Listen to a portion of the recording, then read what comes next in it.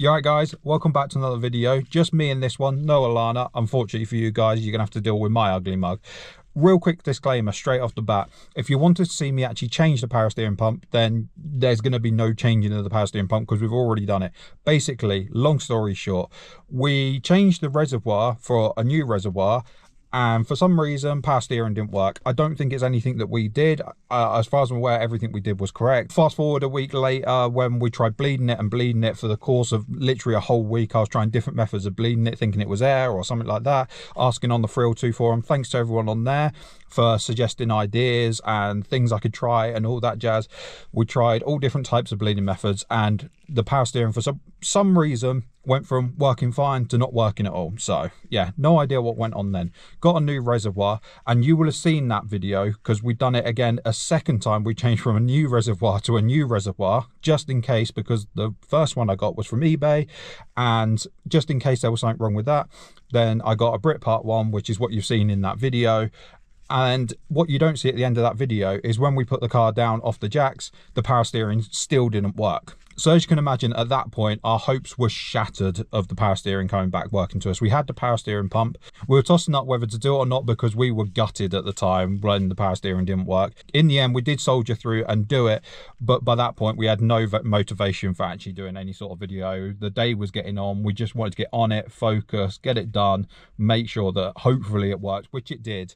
So we don't actually know what the issue for our power steering actually was. All we know is that it was working before the reservoir, it then wasn't working, so we got a new pump, and now it's working again. So yeah, all great. So in this video, I'm going to be telling you as good as everything that we did, and including some clips from some other jobs to show you all the bits and pieces. You'll see it as we go with voiceovers and commentary and yeah, all that jazz. Hopefully it should make sense. So let's get on with this job. As per always, there'll be chapters along the bottom, so if you want to skip any of this waffle or anything, then use the chapters below. I'll hopefully do different steps for each chapter, so you can go to the bits that you want to see and skip out the bits that you don't want to see. On to the specifications for this vehicle. This is a 2010 Freelander 2 diesel. It's done 155,000 miles on the clock now. So technically, a power steering pump being broken isn't the end of the world because it would need changing at some point anyway. We've had a steering rack fitted on this car because I know a lot of people, the default thing is to go that the steering rack is causing issues and stuff like that. But we've had a new steering rack fitted on this car, so we know that's all good. Now we've got a new reservoir, and now we've got a new pump. The only original stuff is the lines now. So if there's any issues from now on in, then surely it'd have to be down to the lines. The first couple of steps are optional. They're going to be taking the wheel off, so it's up to you whether you want to take the wheel off or not. I'm going to go about this to make this the easiest possible way, because for people like me that are not mechanics, we're not mechanically minded, we just try, well, me and Alana, we try and do all the bits on the car that we possibly can to try and save a bit of labor money. So when it comes to the bigger jobs, such as like, I don't know, if we ever need a new PTU or Haldex, we can save the money now and then spend that labor money later on with the car when it needs bigger jobs doing that we're definitely not qualified to do. Just some important notes before I go any further. I've got some notes in front of me, so if you see me glance down, it's just because I'm looking at my notes that I've made up for this video. First most important step is buy a new reservoir if you're fitting a pump. Don't go buying a pump and then fit an old reservoir, because you probably end up feeding junk and God knows what else into your new pump, and it could end up breaking. So if you're gonna buy the pump, buy a reservoir at the same time. Also make sure you get the CHF 202 fluid, I think it is. Also make a note of which way the pulley turns, because that will be important when you come to prime up your new power steering pump. The best way I can describe it to you is the pulley turns, I believe, from the back of the car round to the front of the car, so it kind of goes in that direction. I don't know if that's clockwise or anti-clockwise. Maybe someone in the comments below can let me know which direction it actually turns. But to me, I always memorize it as the pulley goes from, it starts at the back of the car, goes round to the front of the car, then goes round to the back of the car, to the front of the car, and so on and so forth. The pumps are very easy to break. From what I've read, they're vein style pumps, which I don't know really what that means, but when people start talking of veins, I think really tiny and brittle. From what I've read, if you don't fill them up with fluid or they're starved of any sort of fluid, they break very quickly. So Be very cautious about that. That was my main hang up about doing the job, the fact of buying an expensive job, and if you get it wrong, you've broken the pump within like the first 5 to 10 seconds of it actually running. So yeah, just bear in mind they are fragile. Make sure you read any instructions that come with the pumps. Most importantly, make sure you've got plenty of rags, some gloves, and like I said, a new reservoir, and at least 2 litres of CHF 202 central hydraulic fluid. That's what CHF stands for. Steering fluid, whatever you want to call that stuff, it's CHF 202. Make sure you buy that stuff. But yeah, plenty of rags. Make sure you get gloves. I don't know about anyone else that's done the job,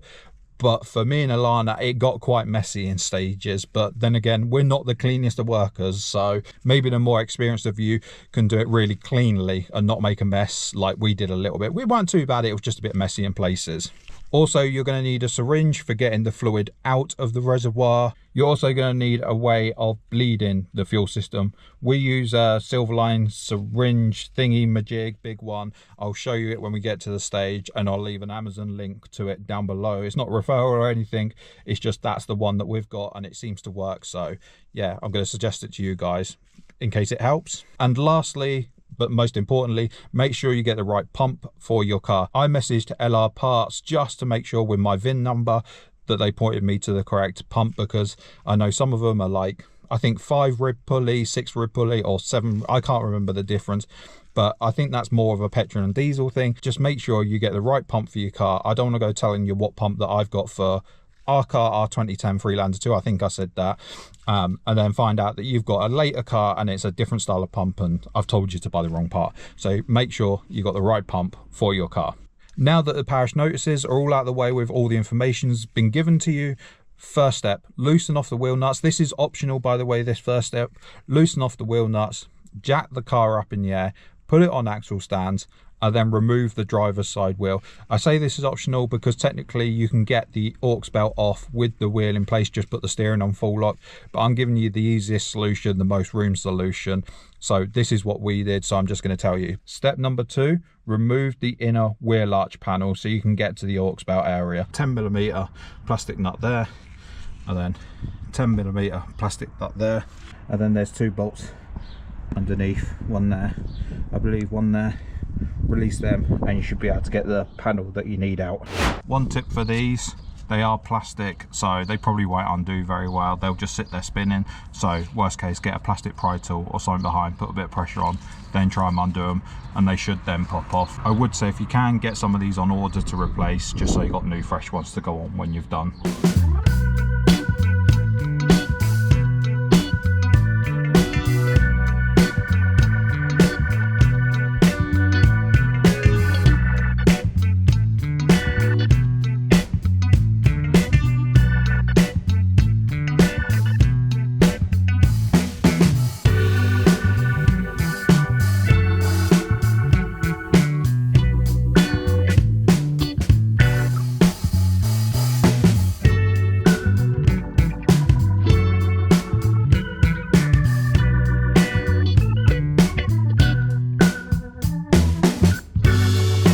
Right, all being well with them screws and two screws, 2 nuts removed, this plastic panel should come out. Might need a little bit of fighting, bit of twisting, bit of bending, but it should come out.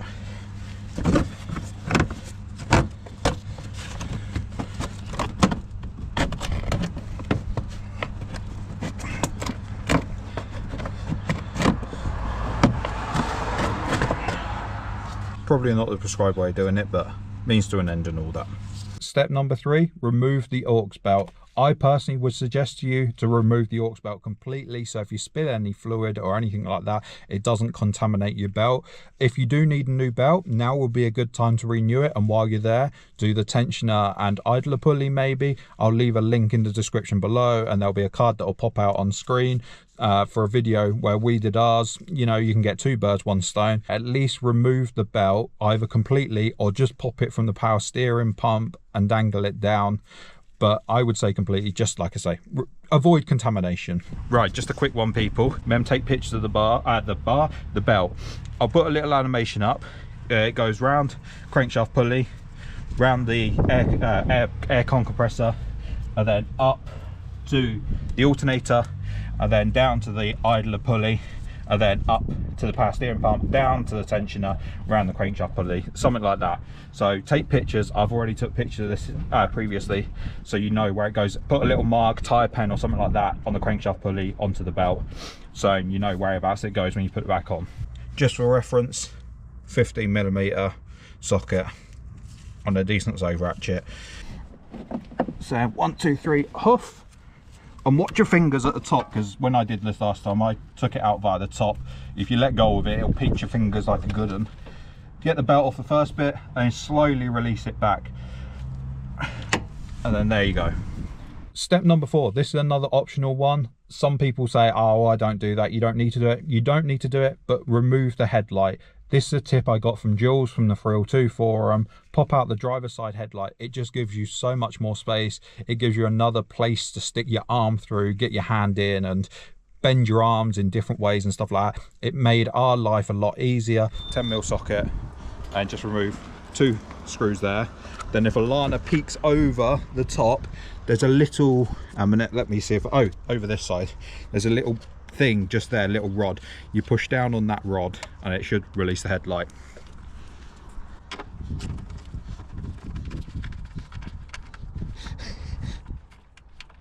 Assistant's hand. Hand wide open. Ungloved hand wide open. Yeah, I probably should have put gloves on, it's fine. Well, if nothing else, it's warmer. I'm not getting dirty just yet. Keep turning, turning, turning, turning.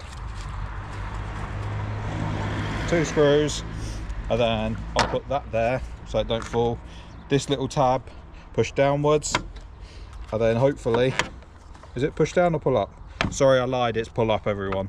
Pull the tab upwards, not downwards. Do your pull-ups, not pull-downs. It's not push down, it's pull-ups. I cut the top of your head off by yeah, you accident, did. sorry. It's okay. And then hopefully, a bit of jiggly wibbly. Wiggle wiggle, and out she pops. I've learnt this from Gary off the Freelander 2 off-road group. Out she pops, and there's a, if Alana can just get in here, there's a big connector just at the side there. Yeah, I can't quite see it on the camera, but it's just there. That biggie one. Just pull that out. Give it a tug. It's got just there, you know, it's got a little push button at the bottom. Push that in and it just pops straight off. Step number 5, remove the engine cover. We're going to undo that one, which I think is 8mm. Oh, you're right. That one. Is that also going to be 8? Are they both the same? I believe so. Okay. And there is meant to be one at the back here. You probably can't see it properly, but at the back here there's meant to be one holding the pipe down, but yeah, that's not.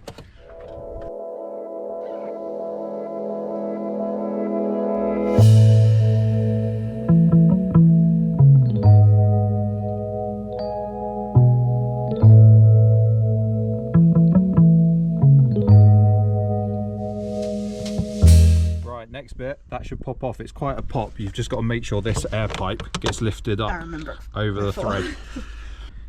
She's going to give it her best. For tools for this part, you need some sort of large syringe is probably best, a bit of clear piping or just a bit of pipe on it. We're going to open up the reservoir top and suck out all the fluid that's inside. If you can get a little bit towards the pipe, it just stops stuff going all over the place. Then if Alana can just pan over the top, we've stuck a load of rags down just to catch any excess fluid that might spill, because obviously the aux belt is down there and bits like that. So just try and keep a clean work environment. And you're going to need a receptacle to put the liquid that you've sucked out into. In our case, it's a laundry capsule box. Well pointed out. Get sucking. I'm a sucker, I am. Scott, you suck. I really do suck. Obviously, if you do this, the chances are your fluid's going to be potentially brown if it's been mixed with red stuff, which it shouldn't be. Or, yeah, just not a nice colour. Ours is quite green because obviously we recently changed it and then things went wrong. So, there's our first little lot. Into the receptacle. Step number 7, what you need to do at this point is disconnect this suction pipe, supply pipe, whatever you want to call it, from the pump. To do that, you squeeze these 2 bits, I don't know if you can see it down there, squeeze them 2 bits together and then move that downwards, and then the pipe should just then pull off. I found using a set of mole grips to be more than ideal for the job. I got really lucky because this clip wasn't this direction, it was round some more, and I didn't actually think I was going to get it off. I thought it was going to cause us a lot of trouble, be a lot of a nightmare, but in the end I just got lucky, just kept fiddling around with the mole grip, shut them up, and in the end it grabbed hold of it, squeezed it together. But yeah, take it off from there. I personally, like, your reservoir at this point will be empty. I would take it off the reservoir as well, because this pipe ultimately is going to go on your new reservoir, so it makes sense to take it off of there and just remove the pipe completely. If you have got old fluid in the system, take the pipe off, put it to one side, maybe flush a bit of clean fluid through to make sure there's no grunge or anything built up inside, just so when it goes on the new pump it's all nice and clean. One thing to make sure though is leave the return line still connected to the old reservoir at this point, because when it comes to flushing the system, you want the old fluid to go back into this reservoir. Step number 8, when the fluid's been through the pump, it then gets sent through this line and down to the steering rack. Below this section here is a Torx headed bolt, so undo that, and then when we were doing the job I managed to pull this pipe off with the pump in situ, but it did require a bit of pulling. I don't know how good that is for the pipe further down, because obviously they can get old, brittle and perish, so you can either do it like I did now or wait until you release the pump and then pluck it off. But it's got like a little, what I'd assume male little bit that pops inside here, so yeah, you have to give it a bit of a tug and then it just pops out. Step number 9, and you can't see it here but I'll put an image on screen, you want to disconnect both of these fuel lines, and this is why you need something to prime the fuel system, because you do need to disconnect these lines. Well, I think you do, it could be optional. I mean, with the reservoir not in its place, you could pull the pump up and through here next to them maybe and push them to one side and get the pump out, but I'd advise remove these pipes. It'd make your life a lot easier and probably make the job a lot quicker rather than trying to fight it through. But yeah, disconnect both of these pipes, and then if yours is clipped in the back here, as you can see my famous bodging skills have come into effect, then disconnect it from here so it gives these pipes maximum room to get them moved out of the way. And also don't forget to cap off the ends, or if you haven't got caps or anything like that, use the fingers of a glove and then just cable tie it over the ends, just to stop any fuel from running out and stop any dirt or anything ingressing, and that goes for the fuel filter and for the pipes. Step number 10, and this part is to loosen off the 3 bolts. So there's one there, one over there. Obviously these fuel lines won't be in your way, you'll have them disconnected and moved to one side, and then directly below this one in no man's land that you pretty much have to feel for is another bolt. Just take note that this one and the one underneath, they're the same size, but the one over this side is a lot longer, so don't get them mixed up. Once you've undone these top 2 and removed them, the pump should now be free. If you haven't already taken this pipe off, then now's the point to pluck this pipe off at the same time as removing the pump. But just to point out what I used to undo the bolts, 10mm socket on the end of a big ratchet with a little extension. You can mix between to get out all the bolts, but for the bottom one in particular, I'm pretty sure this was the setup that I ended up using. The bolts are quite hard to undo to start with, like they take quite a lot of force and then they just suddenly go and there's like nothing at all. Almost feels like you've just snapped the head off the bolt. It goes from all to nothing. So yeah, that's the sort of setup I used. One thing I'll just quickly add, when you remove the pump, just be careful of any fluid that comes out, because obviously you'll have emptied the reservoir and maybe have this pipe disconnected, but this reservoir will still be full of fluid, so just be cautious when you're removing it, you're not tipping fluid all over the place. Step number 11, just pretend this is the new pump and I've got the old pump in my hand, for example, for this demonstration, but just check your new pump up against the old one and check that the amount of ribs are correct and that the pump looks all fine, because if it doesn't, then you might want to either think about stopping doing the job or refitting your old pump back on. Step number 12, just pretend this is the new pump, right? It's definitely not an old one or anything like that. Consult the instructions that come with it on how to prime it. Don't take my word over it, but if no instructions come with yours, then this is what the instructions pretty much told me what to do with our new one, and is what we did, and so far it seems to be working. But you want to pluck off this cap and that cap, and then basically you want to be tipping fluid in there and then keep turning this pulley until basically the fluid ends up coming out of there. Just ignore this reservoir, but maybe put it in a bowl like this. Don't put it in your engine bay like I have. Do it on the floor or somewhere. But yeah, tip fluid in there, keep turning the pulley until the fluid comes out of there, and it should then be primed. We tipped quite a lot of fluid into it in the end, because I think the concept is as you turn this pulley, it goes around all the vanes and everything like that and then gets pushed out. Consult your instructions first, but if you don't have any instructions, then that's what we ended up doing. Step number 13, once you're happy your pump is all primed up, you can either put the caps back on to keep the fluid inside, or just turn it in the direction that it'll be going on the car, and then let whatever drains out drain out, and then get ready to install it onto the car. Step number 14, you then want to put this in place, and then the 2 short bolts there and 1 down there go in there, and the long bolt into there. And then once you've nipped them up, then get a torque wrench if you can get it in there. We managed to on all 3, luckily.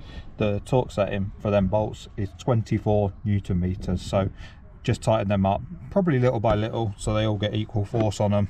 But yeah, 24 Newton meters is what you're looking for. Step number 15, if you haven't done so already, remove the bungs from this outlet port and the inlet hose port. Remove them bungs, just being careful to catch any fluid that might spill out of either hole when you remove the bungs. And then you first off, if you've removed this pipe entirely, connect this end back to your new pump. Once you've done that, then pop this pipe in, and then the bolt, the torque setting for that is 20 Newton meters. Step number 16, we're almost there. You want to get the fuel supply line and push that back on the filter. Don't worry about the return line just yet. Step 18, get your suction syringe or whatever you're using to prime the fuel filter.